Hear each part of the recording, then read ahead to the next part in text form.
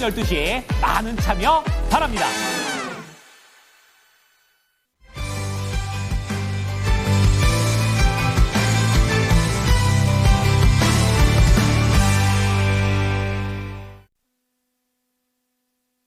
네, 이코노미 클럽 시간입니다. 오늘은 헤르메스 스타 김시현 팀장 모시고 이야기를 나눠보겠습니다. 네, 팀장님 안녕하십니까? 네, 안녕하세요. 네, 자 일단 오늘의 주제부터 먼저 확인해 보겠습니다. 자, 오늘의 주제입니다. 미국, 중국 해운과 선박 제재, 한국은 어부질이냐, 새우 등이 터지냐, 바로 이게 오늘의 주제가 되겠습니다. 많은 분들이 주목을 하실 텐데 반도체가 좀 쉬어가는 구간에 이 미국의 중국 압박이 또 시작되고 있습니다. 이번에는 바닷길을 압박을 하고 있는 거죠. 이에 따라서 조선주 가운데서도 움직임이 좀 굼뜨게 갔었던 삼성중공업이 강세를 보이고, 그리고 특히 해운주가 아주 크게 상승을 보이고 있습니다. HMM 같은 대장주의 움직임이 아주 좋거든요. 자, 그러면 미국의 중국 선박 입항 수수료 추진 소식인데 이 내용과 함께 어떤 영향이 있을지 살펴주실까요? 새우등보다는 네. 어부지리에 속한다고 보시면 좋을 것 같고요. 단기적으로 앞으로 수에 대한 기대감이 상당히 높게 나온다라고 보시면 좋을 것 같은데, 아무래도 3월 24일에 공청회가 나오고 나서 제재안이 좀 어느 정도 확정이 된다면 빠르게 상반기 혹은 이제 좀 느리면 하반기 또 제재안이 시행이 될 가능성이 굉장히 높습니다. 그런데 이 내용들을 잘 보시면 우리의 생각보다 훨씬 더 높은 제재가 나왔다라고 보시면 좋을 것 같아요. 결국은 중국 쪽에 대한 제재를 더욱더 강화하겠다라고 보시면 좋을 것 같은데, 지금 크게 세 가지라고 보시면 좋을 것 같습니다. 지금 표를 한번 보여주시면 좋을 것 같은데, 첫 번째 같은 경우에 중국 해운선사가 미국에 입항했을 때 100만 달러의 수수료라고 보시면 좋을 것 같고, 두 번째는 중국 조선소가 건조한 선박이 미국에 입항했을 때 최대 150만 달러의 수수료가 부과가 됩니다. 그런데 여기에서 또 중국산을 보유한 비중에 따라서 또 굉장히 달라질 수 있다라는 거죠. 결국은 여기서 가장 중요한 건 좀 꼼수를 부릴 수 있을 거 아니에요. 만약에 내가 중국에 대한 선발을 가지고 있는데 그 배를 미국에 안 보내고 그냥 다른 쪽으로 돌리고 다른 일본이라든지 한국 쪽에서 건조한 선박을 보내더라도 너네 중국산 가지고 있지? 일단 수수료 내. 비중에 따라서 벌금을 낸다라는 게 사실은 굉장히 크나큰 이슈이지 않을까, 파격적인 요소이지 않나라 보시면 좋을 것 같고요. 어떻게 해서든 중국이라는 요소가 끼게 되면 너네는 무조건 일단 수수료를 내, 이런 입장인 것 같습니다. 그렇죠. 예. 어떻게 해서든 수수료를 내는데 가장 중요한 게 이게 1회입니다. 한 번 올 때마다이고, 그리고 또 중복으로 적용되는 부분들이 많다 보니까 사실 지금 한 척이 미국 항만에 입항했을 때 최대 400만 달러 이상이 나올 가능성도 있어요. 예. 그러면 중국산 선박을 쓰는 가장 큰 요인을 생각을 해보는 겁니다. 첫 번째, 가격이 굉장히 저렴해서예요. 그렇죠. 가격적인 경쟁이 있는 부분들이었는데, 만약 여기에서 수수료로 다 떼주고 나면 남는 게 거의 없다라 보시면 좋을 것 같아요. 단순 계산으로 따져보게 되었을 때 1회 입항했을 때 100만 달러에 대한 비용이 들게 되면, 만약에 연간 10번 갑니다. 그럼 수수료가 1,500만 달러이고, 그 선박이라는 게 1년, 2년 쓰는 게 아니라 최소 10년, 20년은 쓰는 그런 부분들이에요. 굉장히 가치가 높고 사이클이 굉장히 긴데, 여기서 미국에 대한 기조가 트럼프 행정부뿐만 아니라 그 뒤에 있는 행정부 역시도 제재를 가하게 된다면 그러면 나갈 수 있는 수수료 같은 경우는 선박을 싸게 얻는 이득보다 훨씬 더 높다라고 보시면 좋을 것 같습니다. 예. 지금 그거에 따라서 중국 선박 혹은 조선소 같은 경우는 사실상 미국 쪽에서 거의 퇴출이지 않나라 보시면 좋을 것 같아서 그 부분에서 한국이라든지 일본이 강점을 가질 수밖에 없다라 보시면 좋을 것 같아요. 물론 단기적으로 보게 되었을 때 이런 시행 자체가 단기간에 나올 수가 없는 부분들이다 보니까 예. 조금 더 시간을 둬야 한다라고 보여지고 있긴 하나, 다만 그동안 해운주들 긍정적인 내용들이 없었는데 이런 미중 갈등에 대한 내용들 자체가 트리거가 되면서 거래량을 동반해서 함께 올라왔다라는 것은 아무래도 계속 지속이 될 수밖에 없는 이슈이지 않을까라는 의견도 드려보도록 하겠습니다. 네, 알겠습니다. 요거 지금 뭐 향후 일정이 좀 어떻게 되는지 공청회도 있고 이렇지 않습니까? 요거 좀 살펴볼 수 있을까요? 일정을 보게 되었을 때 지금은 3월 24일에 공청회가 어느 정도 예정이 되어 있고 예. 이런 부분들만 좀 따져보시면 좋을 거예요. 3월 24일에 가장 중요하고 예. 하반기에 시행이 되는지 혹은 상반기에 시행이 되는지만 좀 체크해 보시면 좋을 것 같습니다. 알겠습니다. 자, 이렇게 미국의 중국 압박, 그 선박의 입항 수수료를 물게 되는데 이게 대단히 큰 수준입니다. 거기다가 중국의 일부만이라도 중국의 움직임이 보인다면 어떻게 해서든 수수료를 물겠다는 이런 의지가 좀 보이고 있기 때문에 이 영향이 타격이 상당히 있을 것으로 전망이 됩니다. 이에 따른 반사 이익 기대감, 우리 해운과 조선사들은 지금 굉장히 좋은 움직임을 보여주고 있거든요. 자, 그러면 해운과 조선 좀 나눠서 보도록 하겠습니다. 자, 해운주가 특히 돋보이는 모습을 보여주는데요. 해운주의 투자 포인트, 전략을 한번 살펴보도록 하죠. 사실 오늘 시장에서 HMM이 개별적인 이슈와 더불어서 이번 해당 이슈로 인해서 굉장히 큰 폭의 상승세가 나왔던 만큼 예. 우리가 계속 주목을 해야 하는 포인트가 맞기는 해요. 그리고 미국 쪽에 대한 노선을 보게 되었을 때 가장 중요하게 봐야 하는 게 컨테이너선과 벌크선 쪽인데 거기에서 좀 횟수가 많은 쪽이 컨테이너선이라 보시면 좋을 것 같습니다. 단기적으로도 추가 상승에 대한 요소가 또 많은 쪽이 그런 컨테이너선이지 않을까 해서 관련 업종들로 조금 관심 있게 보시면 좋을 것 같은데 지금 아직까지 실적이라든지 전망치 같은 경우가 사실은 해운주가 좋지는 않아요.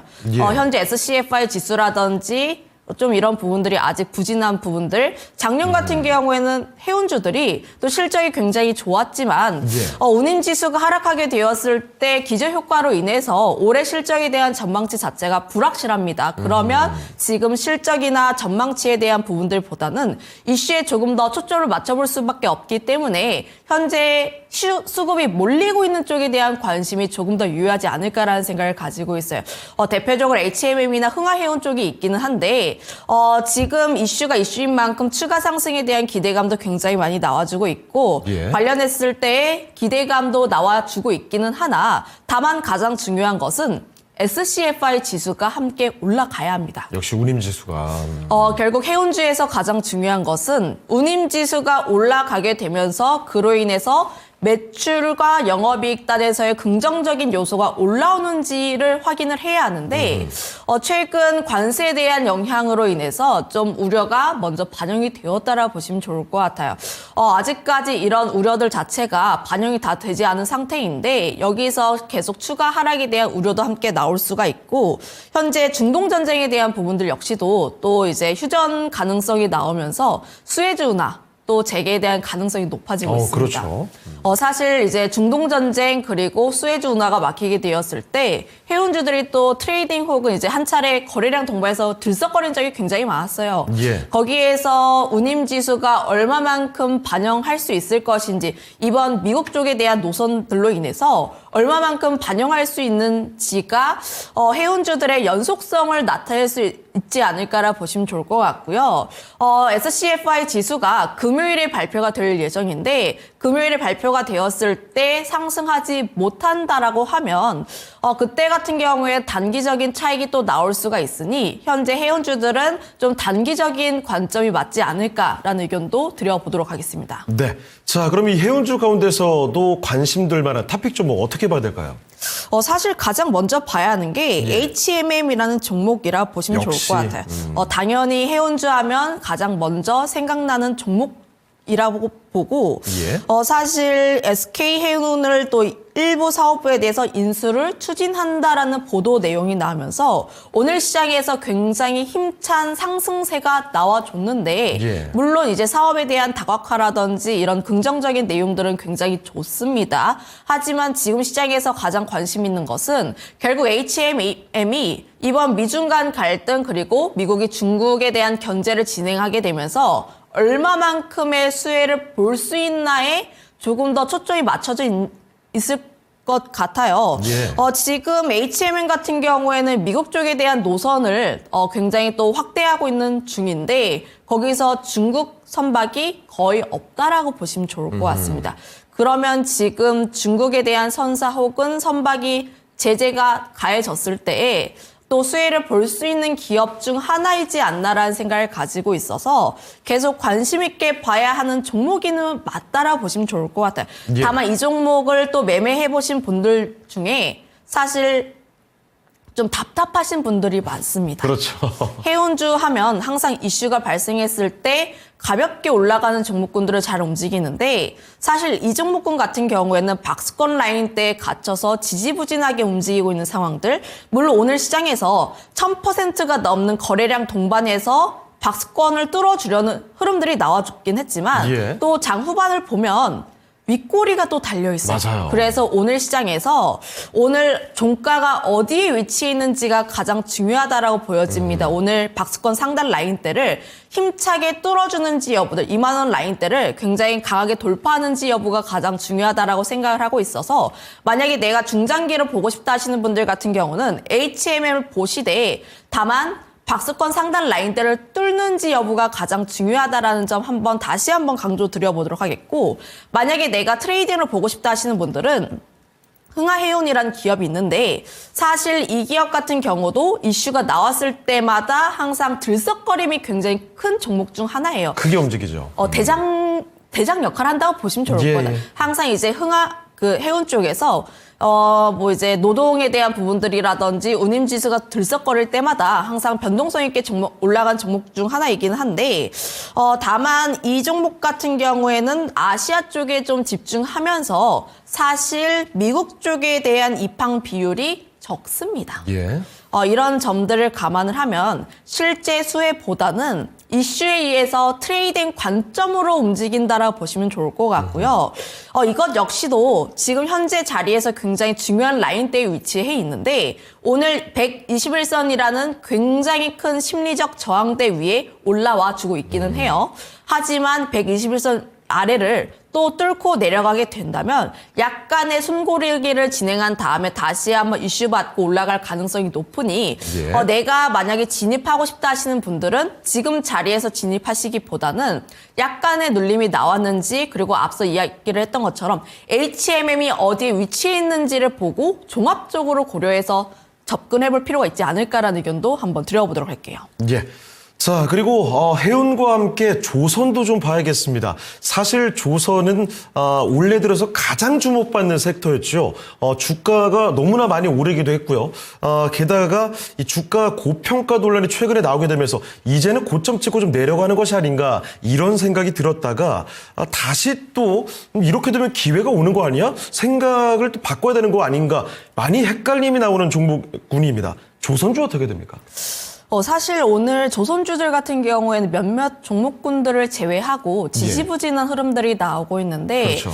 결국 시장 참여자들께서 걱정하시는 부분들은 크게 두 가지로 보여지고 있어요. 첫 번째, 지난주에 이제 하산이라는 리포트가 나오게 되면서 하나오션이라든지 혹은 에머러 쪽에 대한 재평가가 좀 나와줘야 하지 않을까 우리의 생각보다 실제 전망치를 추정하기엔 다소 무리지 않나, 그거에 따라서 좀 공격적인 레포트가 나온다든지 혹은 긍정적인 내용들이 나올 필요가 있고요. 두 번째, 이번 주 매크로 지표라든지 엔비디아 실적 발표 굉장히 많아요. 예.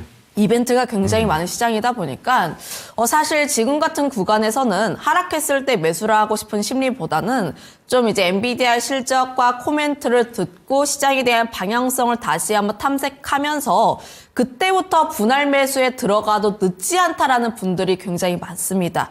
그래서 지금 조선 같은 경우에는 또 긍정적인 내용들이 나왔음에도 불구하고 약간은 지지부진한 흐름들이 계속 나와주고 있기는 한데, 다만 저는 이제 조선 같은 경우에는 엄연한 수혜 섹터다라고 예. 보고 있고요.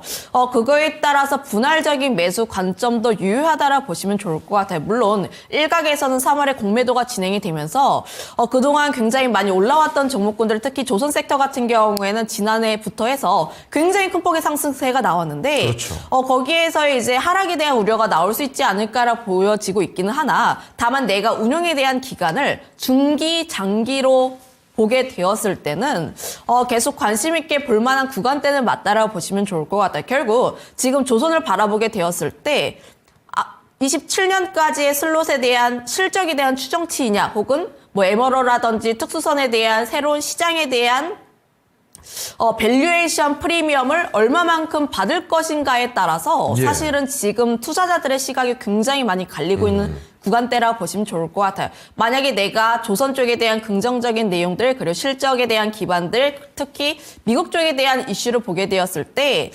저는 추가 상승에 대한 기대가 유효하다라고 판단을 하고 있어서 관심 있게 봐야 한다. 다만 지금 시점 말고 앞서 이야기를 했던 것처럼 이벤트가 굉장히 다양하게 예정이 되어 있기 때문에 지금보다는 조금 더 눌림이 나오고 다음 주쯤에 예. 조금씩 관심 있게 보시는 게 맞지 않을까라는 의견도 한번 드려보도록 할게요. 네, 자 그러면 이 조선주 가운데서도 구체적으로 관심 둘 만한 종목 어떻게 보고 계실까요? 종목으로는 굉장히 다양한데 예. 최근 시세에 대한 흐름이 삼성중공업의 최근엔 좋습니다. 오늘도 그 이유가 뭐 하나그룹주들, HD그룹주들 굉장히 큰 폭의 상승세가 나왔는데 맞아요. 사실 삼성중공업 같은 경우에는 다른 조선사들 대비했을 때 올라간 상승폭이 굉장히 더뎠습니다. 그렇죠.